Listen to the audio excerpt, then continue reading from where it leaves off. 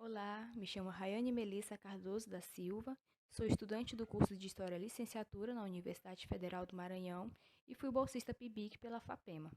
O meu orientador é o professor Dr. Josenildo de Jesus Pereira, do Departamento de História, e o meu plano de trabalho é intitulado Os Tempos Coloniais na Memória de Imigrantes Portugueses Moradores no Libolo, Angola, 2013. A historicidade contemporânea do continente africano está diretamente ligada aos acontecimentos ocorridos durante a segunda fase do colonialismo, cuja materialidade se fez por intermédio da Conferência de Berlim.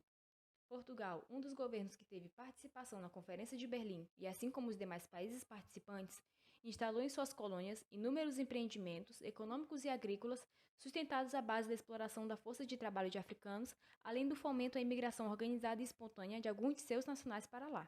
Assim sendo, o plano de trabalho Os Tempos Coloniais na Memória de Imigrantes Portugueses Moradores no Libolo buscou apreender a segunda fase do colonialismo português no contexto do Libolo, um município localizado na província do Cuanza-Sul, em Angola. O Libolo foi um local de suma relevância estratégica para as ações coloniais levadas a cabo pelo Estado português no território angolano. Em contrapartida, foi também relevante na fase de guerra civil pós-colonial angolana, ocorrida entre os anos 1970 a 2002. Ademais, essa pesquisa apresentou a pluralidade de memórias geradas durante a segunda fase do colonialismo português e como ele se processou em diferentes escalas sociais, evidenciando que nem todos os portugueses envolvidos se encontravam na mesma posição social e de prestígio.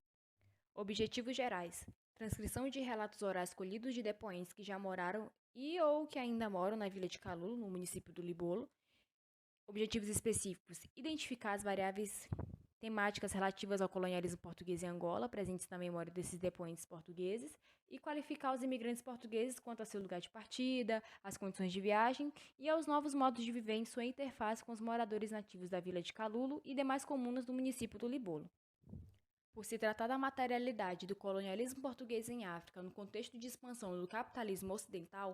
esse projeto de pesquisa foi articulado nos marcos teóricos do método histórico-crítico e dialético, visto que, seja com consciência ou não, a memória dos imigrantes portugueses entrevistados e de outros imigrantes foram erigidas sob as condições socio-históricas criadas pelas políticas coloniais portuguesas levadas a cabo pelo Estado colonial português. O aporte documental utilizado parte da perspectiva teórica e metodológica também da história oral, seguindo as orientações de Sônia Freitas, para a qual a história oral é um método de pesquisa que utiliza a técnica de entrevista e outros procedimentos articulados entre si, no registro de narrativas da experiência humana, visto que, por meio do uso de gravador, se fez a coleta de relatos orais.